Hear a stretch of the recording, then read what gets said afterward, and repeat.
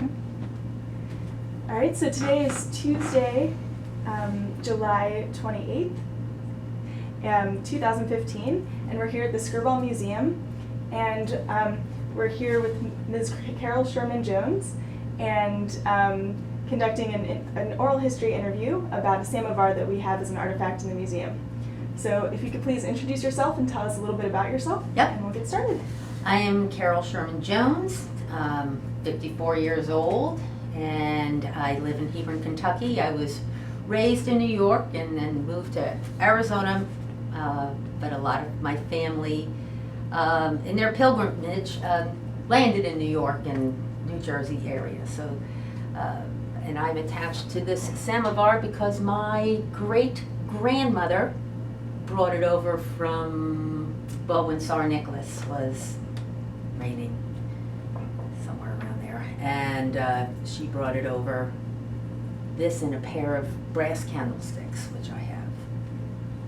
And that's how I'm attached. I grew up with this all my life. And I just wanted, I didn't want it just in my house. I wanted everybody to see it. Great, thank you. So, Yeah, and so can you tell us a little bit more about your family's history and where they came from and when and things like that? My great-grandma, her name was Lily Morris. Morris was her maiden name, and she married Michael Arkowitz, who was a tailor, and they lived, back in the late 1800s. I don't have the exact dates, but Russia, Poland, right in that area, and there was lots of fighting and stuff, and they wanted to come here to America to make a better life for themselves, and brought that, and they settled in New York, and also Paterson, New Jersey, wherever Michael, who is my great-grandfather, he was a man, he had many trades. He was a tailor, he owned saloons, he was a gambler. As my grandma would say, that one day she'd come home from school and she'd see a brand new piano in the parlor, and the next day it was gone because Michael gambled it away. So they never knew exactly what was going to happen. But mainly their business was saloon. They stayed in the saloons a lot. Michael and Lily ran the saloons. Great, and so can you tell me about how, where the samovar came from again, and how you saw the samovar growing up? Yeah, well, I did learn actually from you guys after I donated it here. You guys found out where actually this was manufactured in Russia. And I cannot pronounce the name, Nicholas, I cannot pronounce the name, but he was, from what I understand, a samovar was in every Jewish household. That's just what they had. It kept soup, it kept tea, it kept whatever you wanted warm, and it was just a mainstay in every household. And when I was growing up with it, I remember playing with it and just playing tea, having tea parties and all that stuff, and it was just part of my life. And where was it in your family? Who had the samovar when you were growing up? My father, who his name is Michael Sherman, and that was Lily's grandson was my father. That's how it is. Lily's grandfather. Yeah, Lily's grandson is my father, who's deceased.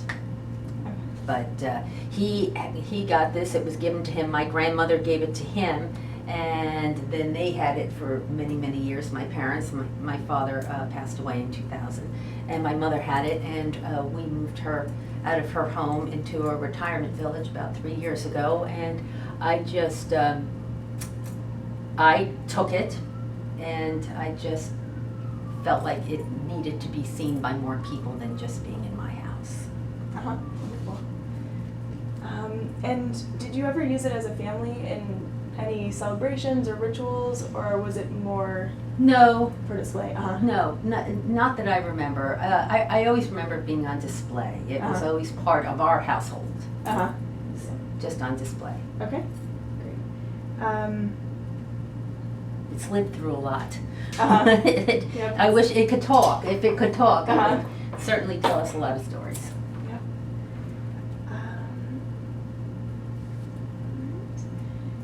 And what else? What other family artifacts or things about your family's history do you have that you could share with us? Well, they were pretty colorful people. Very colorful people, very loud, kind of big people too. And they just didn't know how to whisper. My Lily, from what I understand, my great-grandma, she could not read or write English, and she spoke Russian fluently, and she could read Russian and Polish and speak Polish also.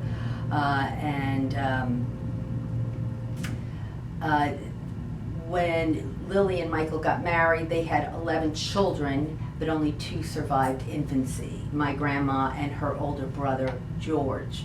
My grandmother loved school, wanted to become a lawyer. She knew that when she was 3 or 4 years old, when the saloon, this is a story, this is a family story. My grandmother was just a very, very little girl, and Lily and Michael had a saloon in Paterson, New Jersey, and there was a brothel across the street that got raided. And they were taking all the ladies of the evening out, and one of the ladies of the evening shouted at my grandmother, who was probably a little older than 4. I mean, I believe she was like 6 or 7 when she was telling me the story.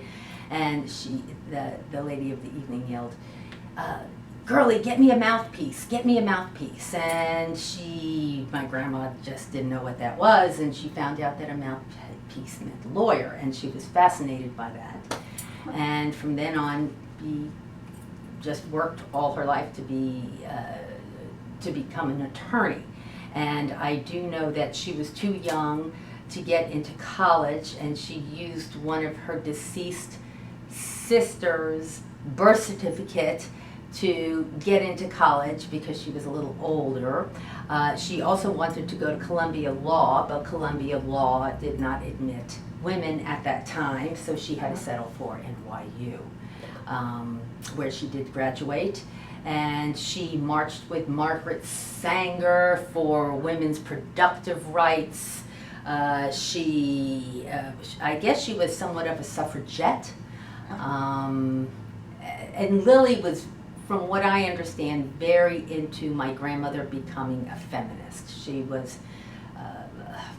Lily spent a lot of her life being pregnant, and wasn't exactly happy about that, but that was just how it was back then. And she wanted a better life and more rights, of course, for my grandmother. So I understand that Lily was very gung-ho into my grandmother becoming an attorney and helping with women's rights.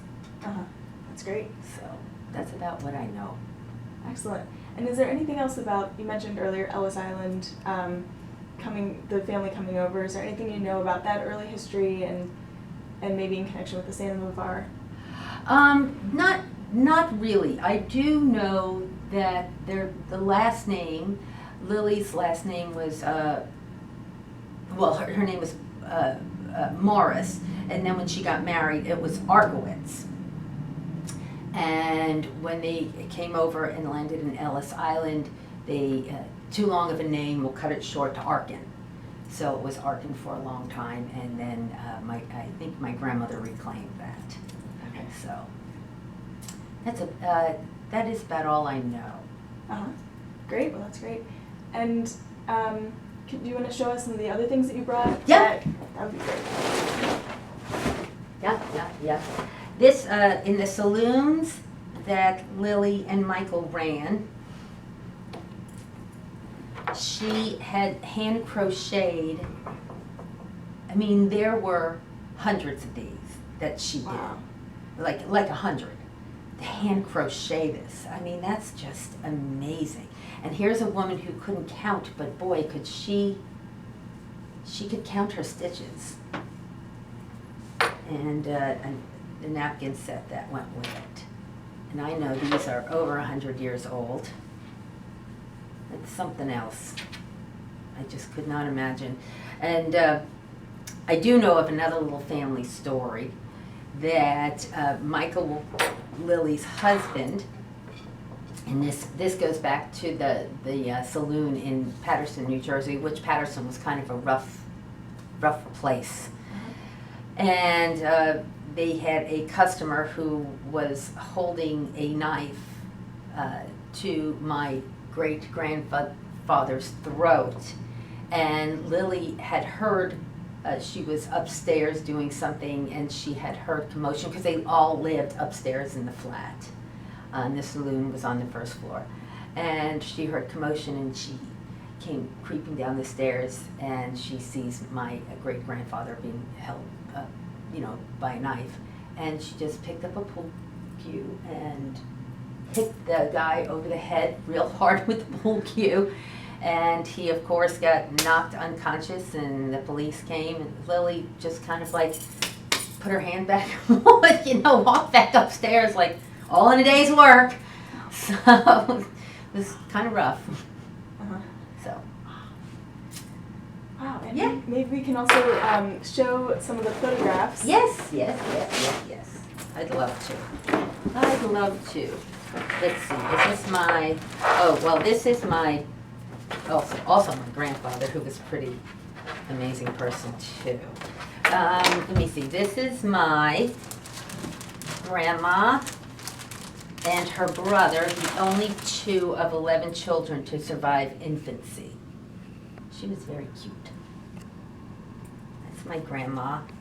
She's the one that went to NYU and became a lawyer, and then later on traveled, studied divorce law in France, and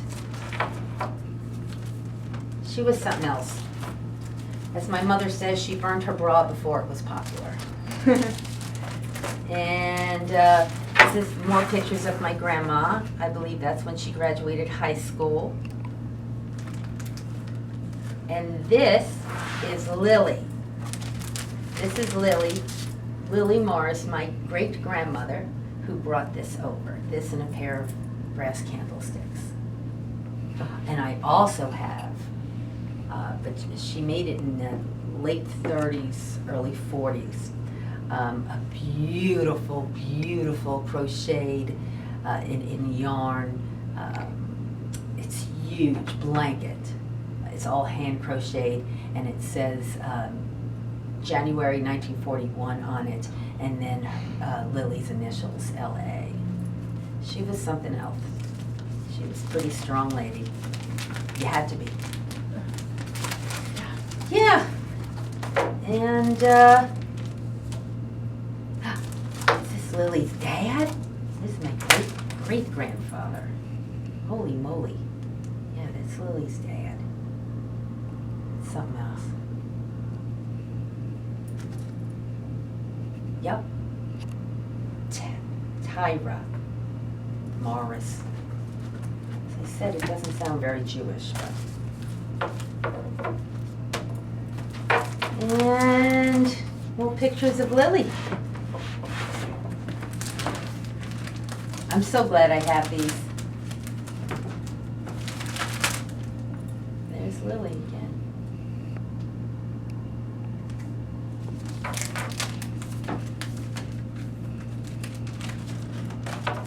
And then we get into my grandfather, who was a psychiatrist. So, and that's an entirely different family. So. Great, fabulous. Well, Yeah. do you have any other stories or memories or anything you want to share about? And I when I leave here, I'll probably go, why didn't I tell him this? Why didn't I tell him that? I should have written stuff down. My grandmother was a wonderful storyteller, and although the premise of the story was kind of the same, it was always the same. Her message was, little things shifted around there, you know, to make the story more interesting or whatever. And I just remember being a young kid, laying on her lap, and she would stroke my back and just tell me story after story. She's pretty something else about marching with the suffragettes and having secret meetings and, you know, all of that stuff. And I do know that my grandfather, because he had such a strong-willed, my great-grandfather, he had such a strong-willed daughter, my grandma, Esther. A lot of times things were said to him and windows were broken, and, you know, because Grandma Esther was marching for women's reproductive rights and going to school and, you know, going to college, and girls just didn't do that. And I do know that my great-grandfather and great-grandmother were just very supportive of her, and you go and do what you need to do and make this world a better place. So, just strong people. Fabulous. Big backbones. Great. Well, thank you so much You're for talking so with us welcome. today. Yeah, absolutely. My pleasure.